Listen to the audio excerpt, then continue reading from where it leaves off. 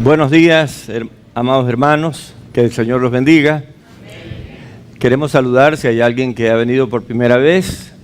Solo queremos ver su mano. Si está por aquí alguien que vino por primera vez, queremos saludarlo. ¿Hay alguien que hoy día nos visita por primera vez? Bueno, no veo ninguna mano alzada. O no nos ha visitado nadie, o es muy tímido el que nos visita. Igual es bienvenido. Hermanos, en esta mañana quiero hablarles de lo más precioso que tenemos, de nuestra fe.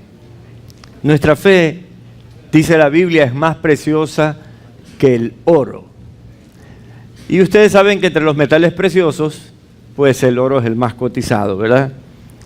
Aunque pueden haber algunos otros que se encuentren escasamente y que tengan valores más altos, a la gente le gusta el oro porque el color del oro es muy hermoso. Y todo el mundo se siente como feliz si tiene algo de oro entre sus pertenencias, ¿verdad? Pero hoy necesitamos entender que la fe no es algo más que usted tiene. Primero es un don de Dios. Dios nos ha regalado la fe. Dios nos ha regalado la fe. Toma número 3. No es así. Ya, perdón. Si usted dice, no, yo tengo fe porque yo soy lo máximo, yo tengo fe. No, si usted tiene fe, quiero que sepa que la Biblia dice que Dios se la dio. O sea, no hay forma que usted se gloríe de que tiene fe. La única forma de entenderlo es que Dios hizo un cambio maravilloso en nuestro corazón y nos dio la confianza en lo que Él está haciendo. Y esa es la fe. Confiar en lo que Dios hace. Y hoy día vamos a revisar un poco lo que sucede cuando confiamos en Dios y cuando no confiamos en Dios.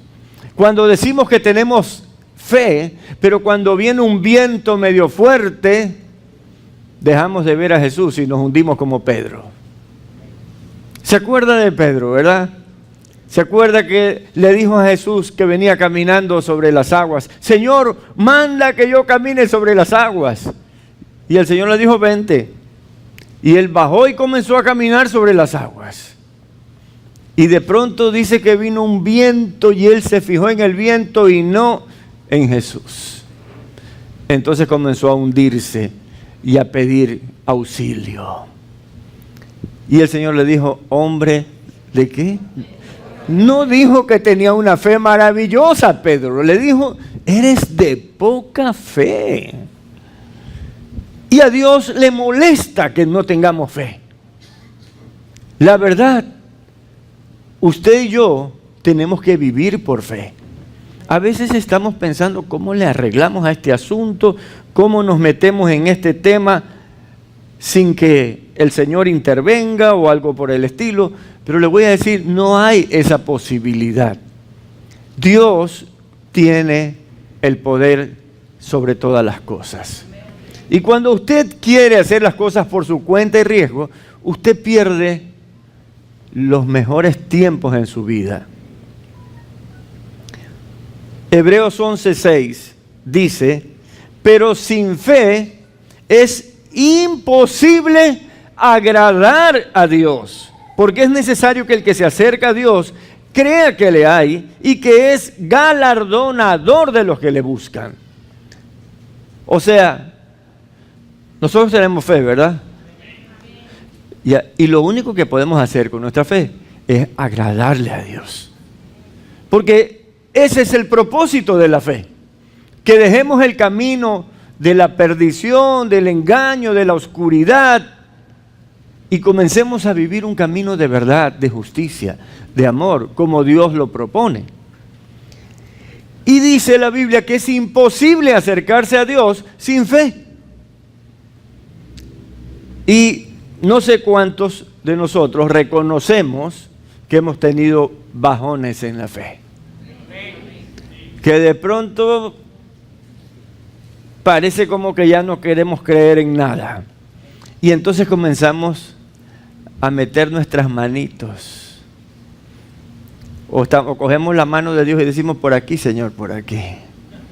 ¿Ah? Intentamos obligar a Dios a que haga nuestra voluntad. Eso es pecaminoso. Es una blasfemia querer dirigir a Dios. A Dios le podemos pedir las cosas. Nunca podremos ordenarle a Dios. Hay gente que se atreve. No quiero estar cuando les toque ir al tribunal de Cristo. Hay gente que se atreve a ordenarle a Dios. No sé si has visto predicadores que le ordenan al Espíritu Santo que hagan lo que ellos quieran. El Espíritu Santo es Dios. El Espíritu Santo es Dios. Y usted a Dios no lo puede manipular. Pensar que acercarse a Dios sin fe es posible es solo una ingenuidad. O es solo una religión o una religiosidad. Pero a Dios hay que acercarse con plenitud de fe y reconocer que Él es galardonador de los que le buscan. Es decir, Él tiene recompensa para los que genuina y sinceramente le buscan, con diligencia y con sinceridad. Por eso, repetir una oración no nos hace salvos. Pero si la repetimos creyendo, con fe, dejándonos guiar por algún siervo o sierva de Dios, para acercarnos honestamente a Dios, Dios va a escuchar esa oración. Pero por repetirla, no hay ninguna recompensa. La oración tiene que ser sentida, tiene que ser genuina. Repetir una oración no nos hace salvos. Nos salva invocar el nombre de Jesús con fe. En la Biblia dice en Romanos 10:13, porque todo aquel que invocar el nombre del Señor será salvo.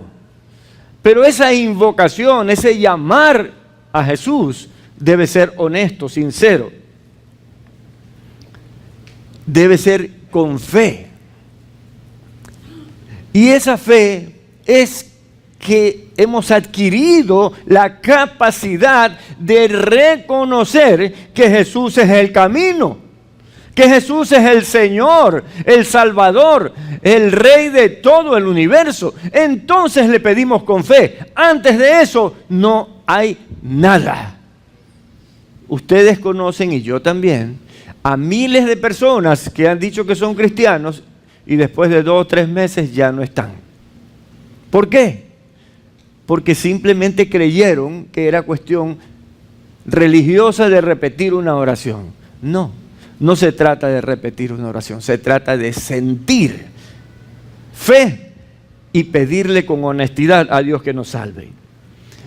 Ahora, preguntémonos, ¿qué es la fe? La Biblia dice que es la certeza de lo que se espera, la convicción de lo que no se ve. ¿Cómo usted puede asegurar algo que no está viendo? Su razonamiento dice no.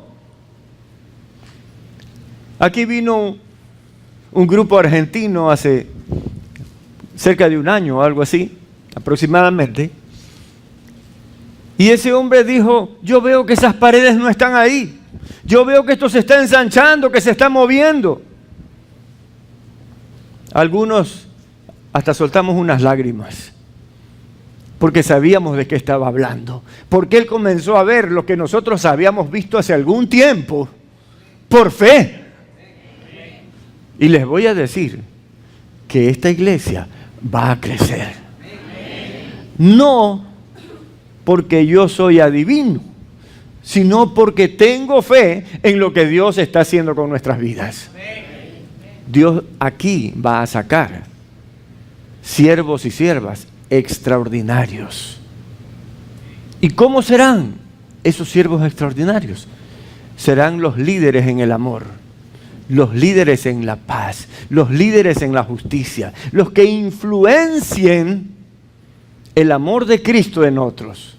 No hay otra forma de servirle a Dios que imitando a Cristo. Los apóstoles decidieron que ellos debían tomar la posta para anunciar las buenas nuevas de Cristo. Cuando Cristo se paró en la sinagoga y dijo, el Espíritu de Jehová está sobre mí, en ese momento anunció que Él era el Cristo, que Él había venido para salvar a la humanidad. Los teólogos le llaman a ese anuncio querigma.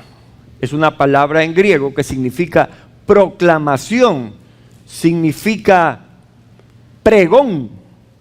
Es decir, Jesús pregonó que Dios estaba perdonando al mundo. En Lucas 4, 18 al 19 podemos leer esa proclamación del querigma, de la buena noticia que Jesús trajo al mundo. Dice así: el Espíritu del Señor está sobre mí, por cuanto me ha ungido para dar buenas nuevas a los pobres, me ha enviado a sanar a los quebrantados de corazón, a pregonar libertad a los cautivos y vista a los ciegos, a poner en libertad a los oprimidos y a predicar el año agradable del Señor. Jesús se paró y dijo eso y todo el mundo lo quedó viendo. ¿Cómo? Este está diciendo que es el ungido, que es el Mesías, que es el Cristo. Pues sí, señores, Él es el Cristo. Él es el Mesías, Él es el Señor de señores, Él es el Rey de reyes, el Alfa y el Omega, el principio y el fin. Y sabe una cosa, eso es lo que todo incrédulo debe saber. Si usted tiene parientes incrédulos, llévelos a esta escritura cuando sea prudente. Cuando estén reacios, no. Deje que Dios le dé la oportunidad y el momento y dígale, aquí está, mira, a esto vino Jesús. Y usted le lee Lucas 4, 18 y 19 y el Señor hará el resto. Ahora, ese querigma, esa proclamación de las buenas nuevas, Jesús la dejó a cargo de los apóstoles. Y los apóstoles se murieron, entonces ya no hay quien publique esas buenas nuevas.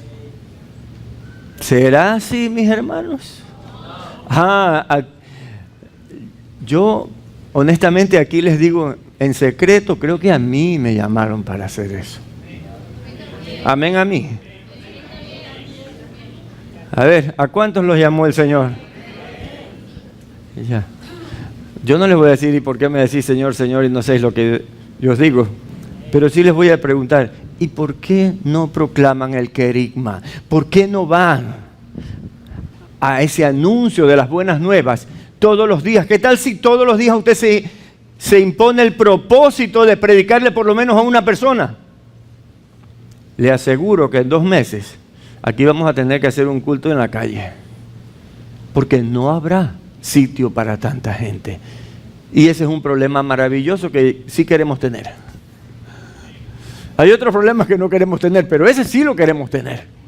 Sí queremos que el mundo sepa que Cristo es el Señor.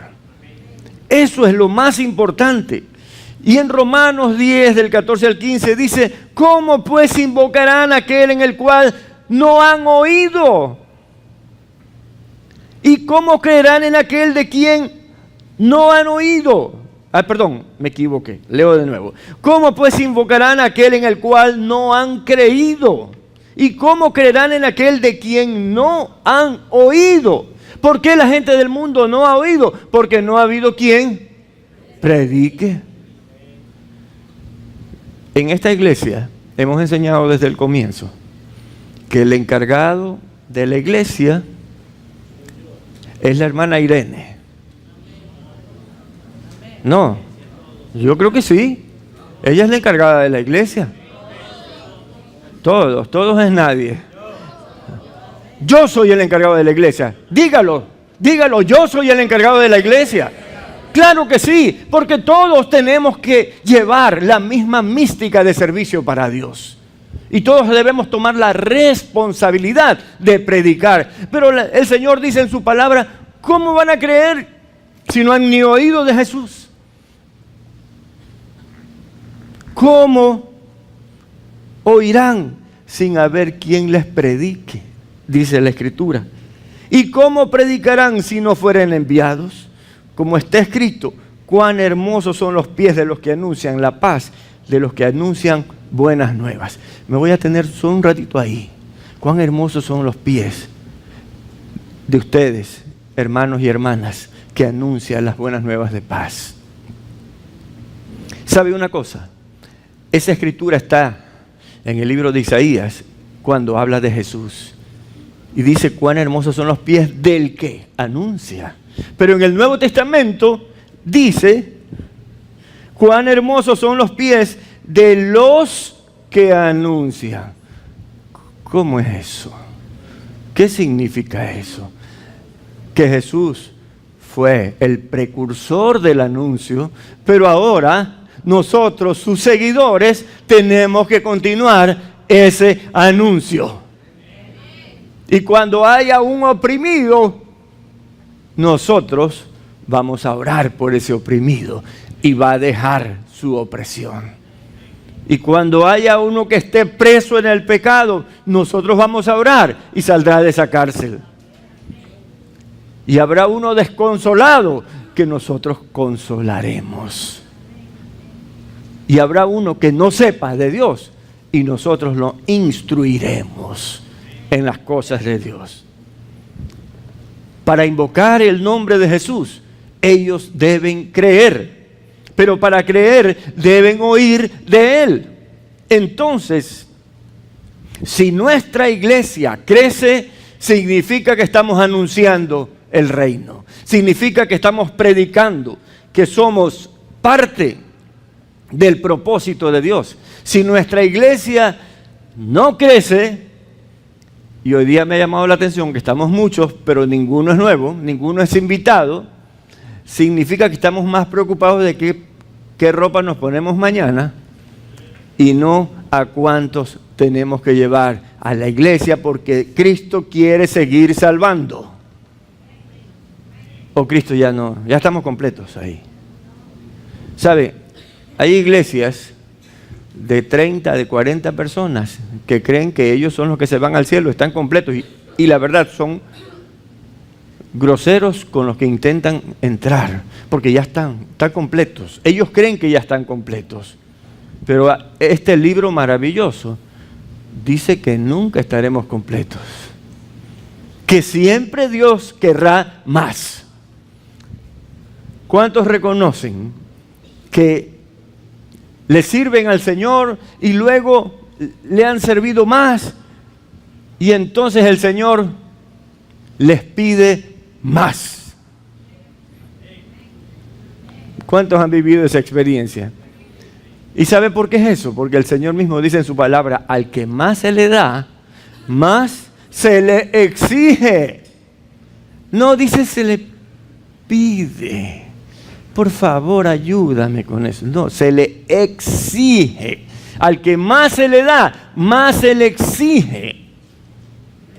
El que ha crecido espiritualmente tiene que ser 1000 veces más humilde que uno que está comenzando en las cosas del reino. Tiene que ser 1000 veces más amoroso, tiene que ser 1000 veces más obediente, más sujeto. Porque si está lleno del Espíritu Santo, el Espíritu Santo nunca lo llevará a la rebeldía. El Espíritu Santo nunca lo llevará a la rebeldía. El Espíritu Santo nunca lo llevará a la rebeldía.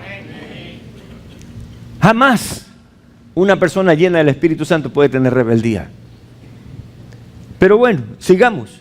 Aunque la fe es un don, nuestro anuncio abre las puertas a quienes lo escuchan para que conozcan al Señor y sean salvos. Romanos 10:17 dice, así que la fe es por el oír y el oír por la palabra de Dios. No tienen que escuchar, puede ser que yo le cuente un testimonio mío, pero mi testimonio tiene que estar anclado en la palabra de Dios. Si usted le predica a alguien media hora y nunca le dice una palabra de la Biblia, esa persona se irá vacía, porque solamente conoció su historia, pero su historia no es el centro. Su historia puede ser el gancho, pero usted, una vez que escuchó la historia, debe decirle la palabra de Dios. Cuando usted suena la palabra de Dios en su boca se vuelve poder de salvación. Pero no en su poder, sino en el poder de Dios que hace todas las cosas. Pero qué lindo servirle a Dios, qué lindo ser un instrumento. Oiga, yo soy músico y amo los instrumentos. Y no me gusta que los maltraten, porque a los instrumentos hay que cuidarlos muy, muy bien. Porque cuando están muy bien cuidados, suenan lindo. Pero cuando los tratan mal, suenan horrible. Y yo creo que Dios nos trata muy bien. Y yo creo que Dios quiere que nosotros sonemos lindo con su mensaje de salvación, con el querigma.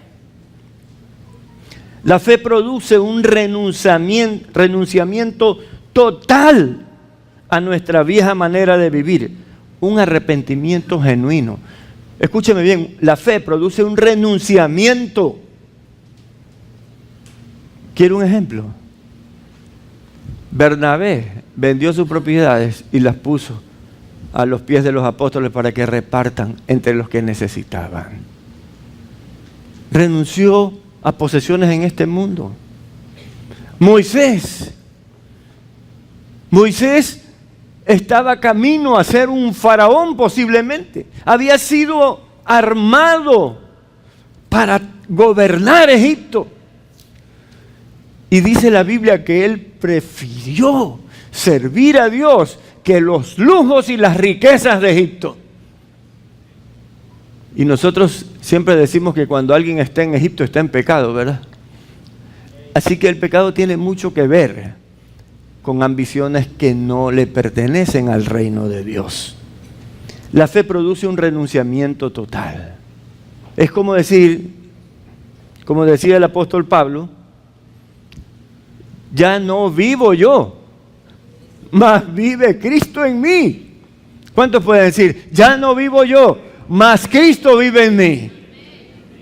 Dígalo, convénzase de eso, porque el día que usted se convenza de eso, usted va a ser un instrumento extraordinario en las manos de Dios. Pero mientras usted dice, no, yo aquí está Ramirito todavía. No, que sea, que es Ramirito, pues. ¿Qué? Ramirito, pues. Cosa seria, Ramirito, importante. Nada, usted tiene que irse al piso. Como dijo Juan el Bautista, yo tengo que menguar para que Él...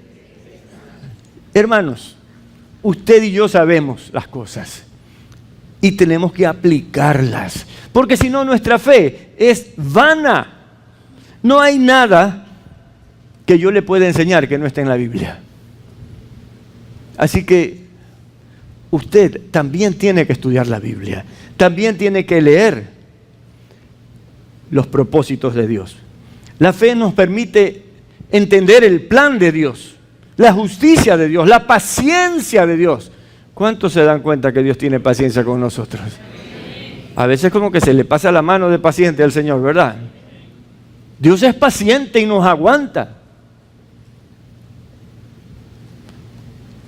Hay algunos que no les gusta que el pastor tenga paciencia. Dicen, ay, pero ¿por qué tanta paciencia? Porque yo creo, sinceramente, que si yo no veo la mano de Dios moverse en una dirección, yo no me voy a mover. Porque yo puedo estar rompiendo mi relación con Dios por dejarme llevar de mis propósitos o de mis pensamientos. Cuando tenemos fe, podemos orar y conversar con Dios, asimilar sus propósitos para nuestras vidas. La fe nos permite relacionarnos profundamente con Dios para vivir en sus planes y en su voluntad. Cuando usted descansa en Dios, nada en esta vida detendrá su caminar. Usted irá a paso de triunfador, de victoria en victoria. Charles Spurgeon, uno de los más grandes predicadores del siglo XIX, dijo esta frase: quien tiene fe ha renunciado a su justicia propia. ¿Está oyendo eso? Es que a mí no me parece esto. Y la iglesia es de Cristo, que yo sepa. Aquí ninguno de nosotros viene a hacer su voluntad, ni a imponerla, ni a decir no me gusta. Aquí todos venimos a obedecer. Jesús es la cabeza. Los demás somos obedientes. Ahora dígame una cosa, todos tenemos un lugar en el cuerpo, ¿verdad? Entonces si a alguno de nosotros nos toca ser codo, ¿tendremos que luchar para llegar a ser hombro? ¿O tenemos que luchar para ser el mejor codo que exista? ¿Sí me explico? Aquí no se trata de una carrera universitaria, una carrera profesional. No. Aquí se trata de ser lo que Dios quiere que seamos. Entonces, entendemos que ahí es donde Dios obra. Mientras no entendamos eso, estaremos navegando en un mar de incertidumbre. Pero bueno, sigamos leyendo lo que dice Charles Spurgeon. Quien tiene fe ha renunciado a su justicia propia. Si pones un átomo de confianza en ti mismo, no tienes ninguna fe. Si pones una partícula de confianza en cualquier otra cosa que no sea la obra de Cristo, no tienes fe. Si confías en tus obras, estas obras son anticristo. Y Cristo y el anticristo no pueden estar juntos. Para Cristo es todo o nada. Para Cristo es todo o nada. Para Cristo es todo o nada. Él debe ser el Salvador suficiente o no lo será en lo absoluto. Si tienes fe, entonces puedes decir, nada traigo en mis manos. Simplemente a la cruz me aferro. Qué hermosa frase, qué hermoso pasaje que escribió este hombre. Obviamente inspirado por el Espíritu de Dios. ¿Se acuerda esa canción que cantamos aquí? Con manos vacías vengo a ti. No tengo nada que darte. Esa es la posición. Punto. No hay que darle vueltas, ni creer que Dios nos llamó porque éramos... Es que este Ramiro es guapo, lo voy a llamar. ¿Por qué pensamos que es así? Dios no está viendo eso. Si quiere que le dé una escritura, el profeta Samuel cuando vio a Elías que era grandote, así unos hombros anchos, fuertes, dice, este es el nuevo rey de Israel. El Señor le dijo, no, porque yo lo desecho, porque yo no miro lo que mira el hombre, yo miro el corazón. Por eso, sobre toda cosa guardada, guarda tu corazón. Cuida de no pensar mal. Cuida de no dejar que las cosas sucias entren aquí. Protege tu corazón. Ahí está tu fe, en tu corazón. Cuida que tu fe no se ensucie. Todos debemos vivir por fe. Sin embargo, no es tarea fácil. Hay luchas que no nos permiten vivir una plenitud de fe todo el tiempo. Pero tenemos que pelear, hermanos. Esa es la buena batalla. Vencer todo lo que nos quita la bendición de Dios. La carne, el mundo, las tinieblas se encargan a diario de atacar nuestra fe. Y si nosotros no guerreamos, las bendiciones de Dios no llegarán hasta que confiemos plenamente en Dios. Pues debemos agradarle a Dios. ¿Estamos de acuerdo en que debemos agradarle a Dios?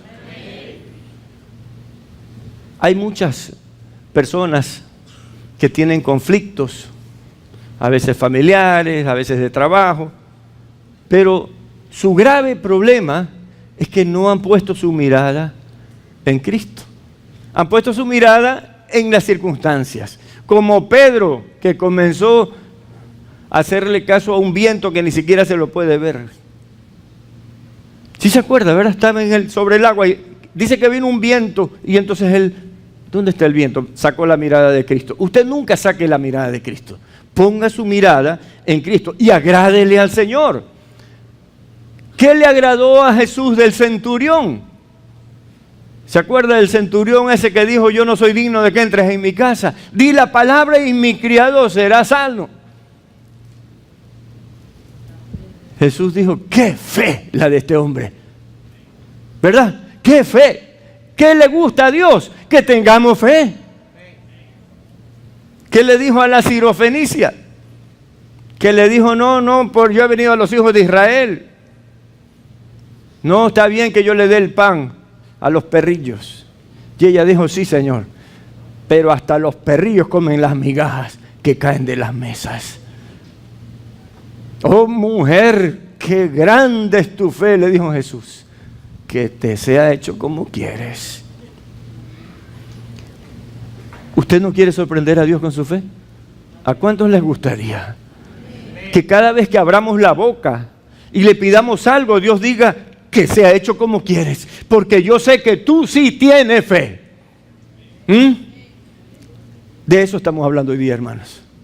Si usted quiere que Dios lo escuche y le conceda sus peticiones, usted tiene que vivir con fe, con absoluta fe. O los 4 hombres que cargaron a ese paralítico y lo mandaron por el techo donde estaba Jesús. Dice la Biblia, Jesús al ver la fe de ellos se conmovió. Hermanos, yo anhelo que Jesús diga, en Alto Refugio sí que hay fe. ¿Cuántos quieren eso?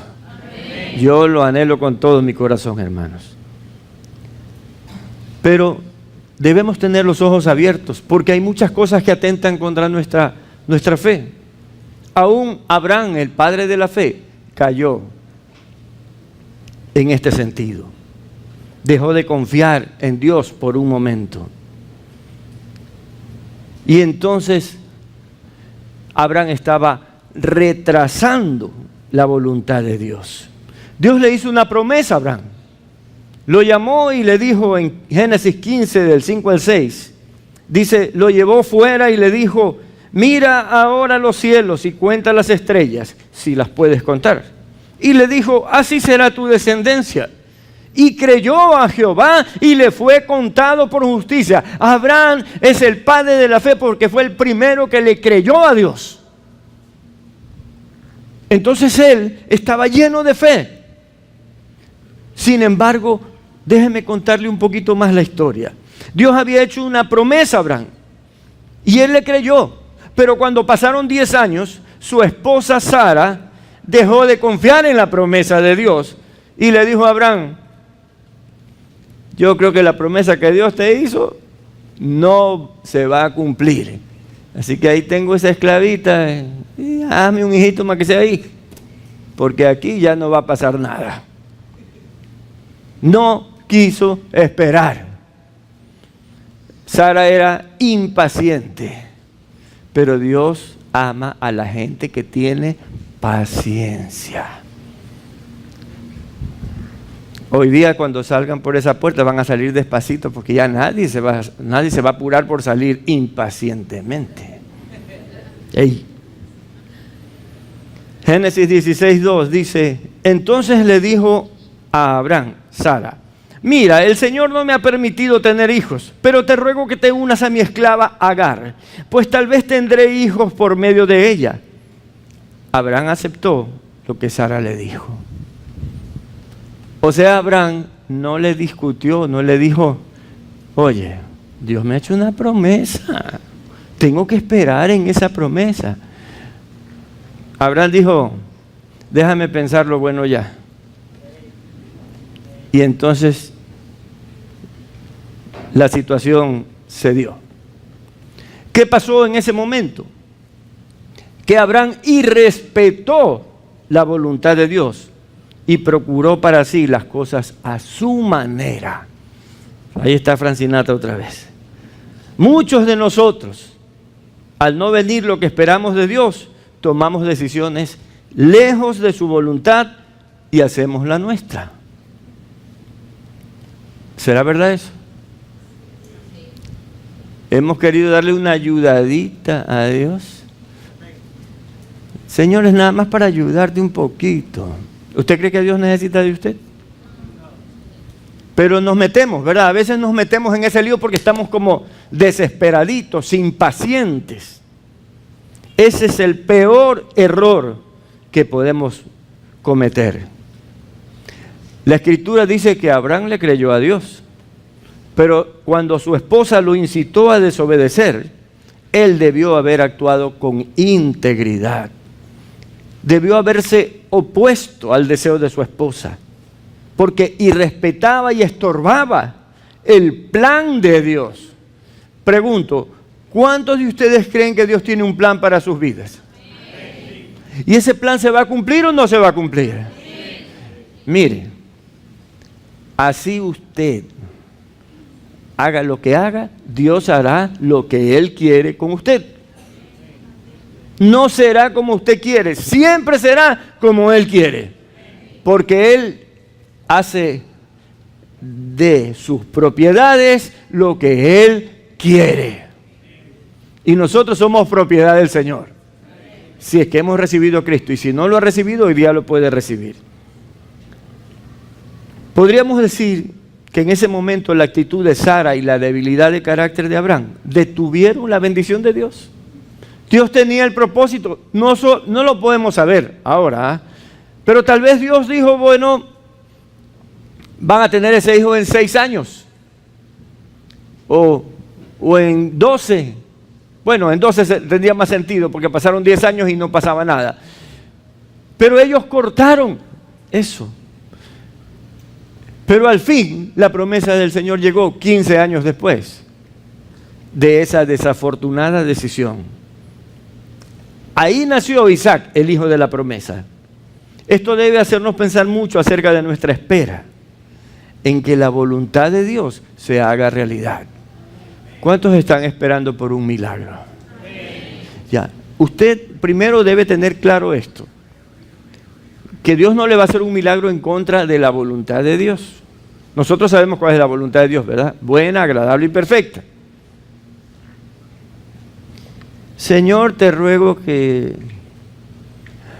lo lleves a tu presencia al vecino ese de al frente que no me cae bien. Y ora todos los días. ¿Usted cree que Dios le va a escuchar esa tontería? No, Dios no, o sea, de que lo va a escuchar, pero no le va a hacer caso. Porque eso no está dentro de la voluntad de Dios. Dios no lo ha llamado a usted a asesinar a nadie de cualquier manera que usted camufle su mala intención. A usted Dios lo ha llamado a bendecir, no a maldecir. Realmente debemos esperar en lo que Dios dice. Ahora, no me malentiendas, cada uno de nosotros tiene una vida que vivir y Dios nos ha dado libertad para vivirla. Sin duda, Dios quiere que vivamos bajo sus principios y bajo sus valores. El caso de Abraham es un caso en el que Dios ya había manifestado su voluntad. No estamos hablando del caso en que alguien se imagina que Dios le habló y está esperando una promesa que él mismo se hizo. Por ejemplo, imagínense que yo comienzo a abrigar la idea de que Dios me va a hacer millonario. Y entonces yo estoy convencido de que a Dios no le interesa hacerme millonario. Yo creo que lo que más le interesa a Dios es hacerme salvo. Pero yo tengo esa idea y yo digo, Dios me dijo que me iba a dar. De hecho, conozco a algunos pastores que están esperando que Dios los haga millonarios. Yo creo que el Señor nos puede hacer millonarios en almas. Eso sería más lindo, además. Pero bueno, algunos se hacen sus promesas a sí mismos y dicen que ellos han escuchado la voz de Dios. Un día un hombre que asistía aquí a la iglesia entró a la oficina y me dijo, pastor, Dios me ha dicho que yo soy un apóstol para esta iglesia y que usted y yo vamos a gobernar esta iglesia. ¿Qué le parece? Me lo quedé viendo así, me sonreí y le dije, qué raro, porque hablé con él esta mañana y no me dijo nada. Por eso es importante que usted hable todos los días con Dios, porque no vaya a ser que alguien lo madrugue. Entonces dígame, ¿quién le dijo a ese señor que iba a ser apóstol? Tal vez el enemigo, o tal vez él mismo y su carne, ¿no? Pero lo que estaba en el corazón de él era gobernar. Y nosotros aquí no estamos para gobernar, sino para servir. Cuando pronunció esa palabra, yo sabía que eso no venía de Dios, porque Dios siempre te llama a servir. Jesús dijo, si yo, el Hijo de Dios, he venido para servir, ¿cuánto más ustedes?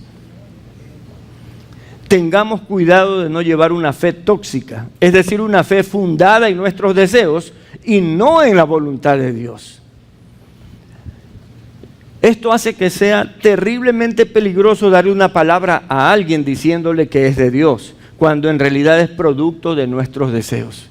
Yo le voy a decir una cosa, cuando bautizamos, los hermanos que bautizamos y yo, solemos orar por las personas. Y en esas oraciones muchas veces han salido promesas que nosotros las hemos olvidado, pero que para ellos han sido un rema, una palabra de Dios. Pero ¿sabe qué? Dios les dio esa palabra y nosotros fuimos instrumento y todo lo que quiera, pero nosotros no le damos palabra nuestra a nadie. Si tenemos una palabra de Dios, se la damos. Y eso es muy importante, porque si no comenzamos a perdernos. A ver, que yo te profetizo que tendrás 3 carros y me vas a regalar uno. Ese tipo de cosas no, hermanos. No, esas cosas son del diablo. Hay que tener cuidado, porque el Señor dice, ay de aquel que es tropiezo a uno de estos pequeñitos. Tal vez otro diga, pero a mí Dios no me ha dado ninguna promesa como Abraham. Así que yo puedo vivir como me dé la gana, porque hasta que Dios no me hable. Coja la Biblia y se va a cansar de escuchar las promesas de Dios. Y si usted estas promesas no las espera, Dios no le va a dar otras porque usted es muy guapo o lo que usted igual se piense. No. Dios le va a dar las promesas al que realmente busca la voluntad de Dios, porque Él es galardonador de los que le buscan. La impaciencia es falta de fe. Abraham comenzó a dudar de la promesa de Dios por la impaciencia. Génesis 17, del 17 al 18 dice, entonces Abraham se postró sobre su rostro y se rió y dijo en su corazón, a hombre de 100 años ha de nacer hijo, y Sara ya de 90 ha de concebir. Y dijo Abraham a Dios, ojalá Ismael viva delante de ti. ¿Está oyendo usted eso? Cuando Dios le dijo, yo te voy a dar un hijo de tu matrimonio. Un hijo de tu matrimonio. El hijo de la promesa es un hijo del matrimonio. No del concubinato con la esclava. No. Ismael es un hijo en concubinato, no es el hijo de la promesa. Y bueno, esa es otra prédica, pero en todo caso, Dios le ofreció una descendencia firme a Abraham. Abraham le había creído a Dios, pero ahora estaba dudando. Y dice, ¿cómo va a ser una mujer de 90 años dando luz? No va a pasar eso. Y yo ya decía, no, ya esto ya no. Señor, creo que te equivocaste, ya estamos muy viejos.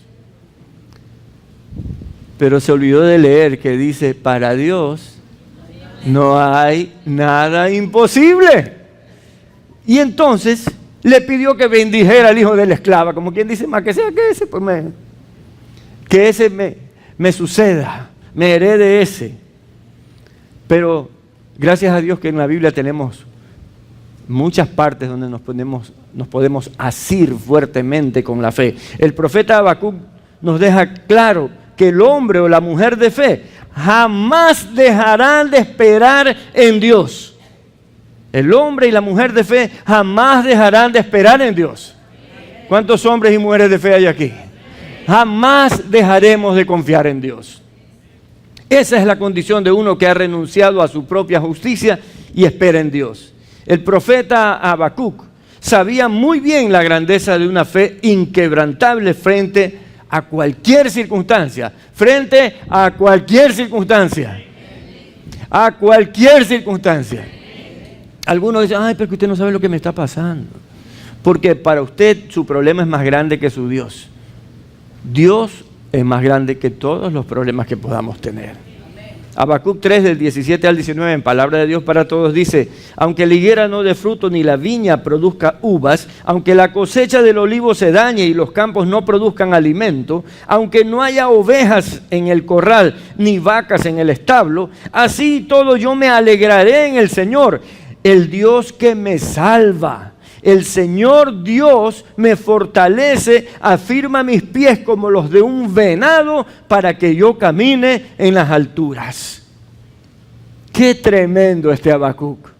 No nos dio chance de nada. Dice, no, pero es que hay este pretexto. No hay pretexto. Pase lo que pase, yo espero en Dios. ¿Sabe lo que dijo Job? Aunque Dios me mate, en Él esperaré. Esa es la clase de fe que Dios busca de usted y de mí. La falta de fe de Sara contaminó a su esposo, al punto que Abraham comenzó a dudar de la promesa de Dios. Si ella hubiera sido un poco más paciente, hubiera esperado en Dios, hubiera llegado de una manera a lo mejor más pronta, pero ella tuvo impaciencia. Ahora, la fe, su fe, alimenta su paciencia. De tal manera que si no tienes paciencia, es porque no tienes fe. O sea, los impacientes no tienen fe. Si perdemos la esperanza en las promesas que Dios nos ha hecho, dejaremos de recibirlas en su tiempo y dimensión. Es decir, se retrasará y no vendrá en toda la magnitud de la gracia de Dios. Recordemos una vez más, Dios es galardonador de los que le buscan, no de los que se desesperan. Dios no puede premiar a un desesperado. Los que terminan ofendiendo a Dios con su afán son los impacientes. Por otro lado, Jesús dijo, el que persevere hasta el fin, ese será salvo. Ahora, los pacientes reciben la promesa. Santiago 1:4 dice, mas tenga la paciencia su obra completa para que seáis perfectos y cabales sin que os falte cosa alguna. Cuando actuamos con paciencia, nos parecemos a Dios. Él es el Dios de la paciencia. Eso está escrito en Romanos 15:5. Sin duda, si esperamos con paciencia, recibiremos las promesas de Dios, tal como Dios lo ha prometido. Abraham entendió su grave equivocación al no esperar en las promesas de Dios. Ya no se lanzó a ninguna otra aventura y aprendió a vivir con paciencia y a esperar con paciencia. Y Dios lo premió. Y eso está escrito en Hebreos 6:15. Dice que de Abraham, y habiendo esperado con paciencia, alcanzó la promesa. Entonces, ¿qué sucedió? Dios le hizo una promesa. Si él hubiera tenido la paciencia, no hubiera pasado por ninguna situación difícil. Pero como él fue impaciente, pasó por este problema. Luego que nació el hijo, la mujer se sentía ofendida por la esclava. Terminaron votando a la esclava, votando al hijo. Era un desastre que se armó ahí. Ya usted puede leerlo. Así que de todas maneras, Abraham tuvo que esperar. No esperemos pasar por malas decisiones para comenzar a confiar en el único que nunca nos fallará, pues Dios es fiel eternamente. Un pequeño testimonio que les puedo dar es que un día me invitaron a predicar fuera del país y prediqué, y yo prediqué la paciencia de Eliseo, que fue pues quien siguió la misma ruta de su maestro, que era Elías. Es decir, fue un profeta también de Dios. Y al final de mi prédica se me acercó un pastor y me dijo: yo soy el segundo a bordo en mi iglesia. Y el primero ya está viejo, pero no se quiere ir. ¿Hasta cuándo lo voy a esperar? Es decir, él quería o que se muera el pastor principal, o que renuncie, o que el Señor se lo lleve como a Enoc. Pero él quería ya ser el pastor principal. Entonces, yo solamente le dije: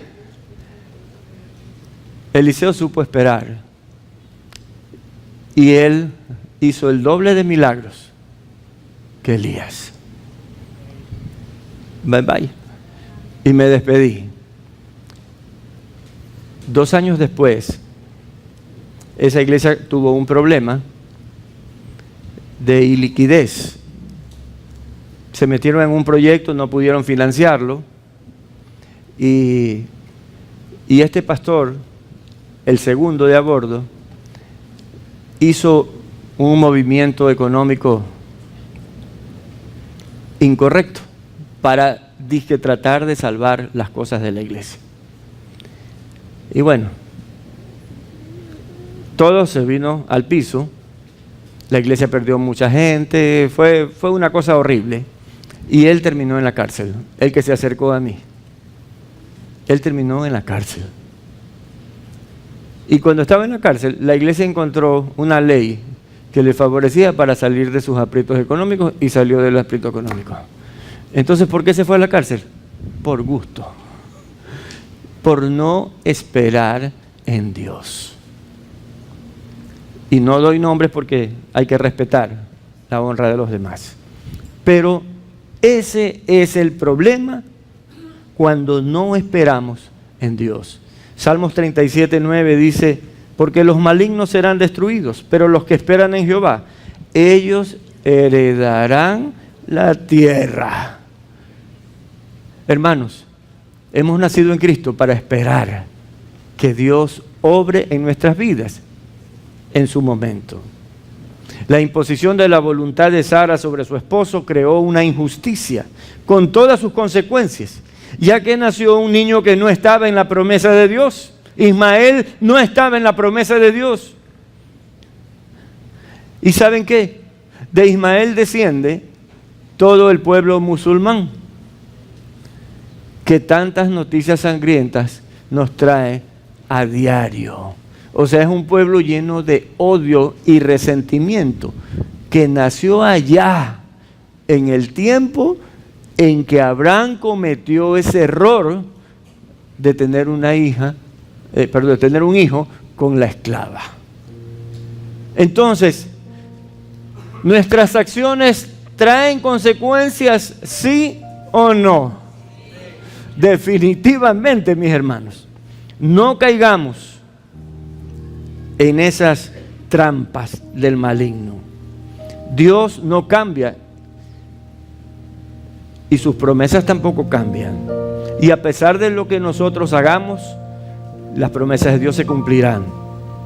Pero en su tiempo, no en el nuestro. Finalmente, a Sara le nació un hijo y le llamaron Isaac, que quiere decir risa, porque ellos se rieron cuando Dios les dijo que a un par de viejitos les iba a dar un hijo. Cuando nació Isaac, nació el hijo de la promesa, y la promesa vino para Abraham, que le creyó a Dios y le fue contado por justicia. Y hoy día usted y yo somos hijos de Abraham por la fe. ¿Sí ve? Dios le dijo: serán incontables, mira las estrellas. Y así es el pueblo de Dios, incontable en el mundo entero. Hermanos, nuestra fe es más preciosa que el oro. Debemos cuidarnos de toda influencia carnal, mundana o diabólica. Necesitamos descansar en Dios, en la sabiduría de Dios, en sus promesas, en su justicia, en su inmenso amor y paciencia. Por favor, oremos Y pongámonos de pie.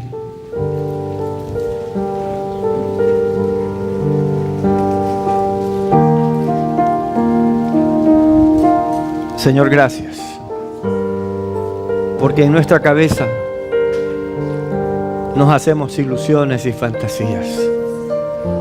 Todos te hemos fallado en eso, Señor. Pero hemos ido aprendiendo y hoy día tú nos has hablado fuertemente acerca de nuestra necesidad de esperar en ti. Como dice esa canción, difícil es. Pero si nuestra fe es al 100%, sabemos que no es nuestro tiempo sino el tuyo, Señor. Y que tú conoces el tiempo perfecto para el cumplimiento de cada promesa. Así como dice tu palabra, que Jesús vino cuando tenía que cumplirse el tiempo. No antes y no después. Y un día regresará también. No antes y no después del tiempo que tú has previsto, Señor. Padre, háblanos cada día más y más a nuestro corazón y afirma nuestra fe, Señor, para que descansemos en tus pensamientos, en tus planes, en tus propósitos y no en los nuestros. Aléjanos de todo egocentrismo, de toda carnalidad, de toda influencia del mundo o de las tinieblas. Que seamos perspicaces cada vez que vengan ideas y que no las vemos compatibles con tu palabra, Señor. Límpianos, Padre, en esta mañana. Espíritu de Dios, abrimos el corazón para que tú limpies el campo de nuestro corazón y pongas semilla limpia, buena, santa y que produzca fruto abundante para tu reino, Señor. Perdona nuestros pecados, Señor. Perdona nuestra pequeñez, nuestra maldad, nuestra debilidad, nuestra fragilidad humana. Y acércanos más y más. Fortalécenos para que seamos como un muro de bronce, como tu palabra dice, que pones a tus siervos en cada ciudad como muros de bronce para que nadie los atraviese, Señor. Padre, hoy día oro pidiéndote que todos ganemos conciencia en cuanto a respetar tu voluntad y tu tiempo. Pero también oro para que cada persona que está aquí, Señor, reciba tu sanidad física, emocional, intelectual y espiritual. Gracias, Padre, por esta mañana. Gracias por tu palabra. Es preciosa, así como nuestra fe. A ti la gloria, mi Dios, por siempre. En el nombre de Jesús. Amén.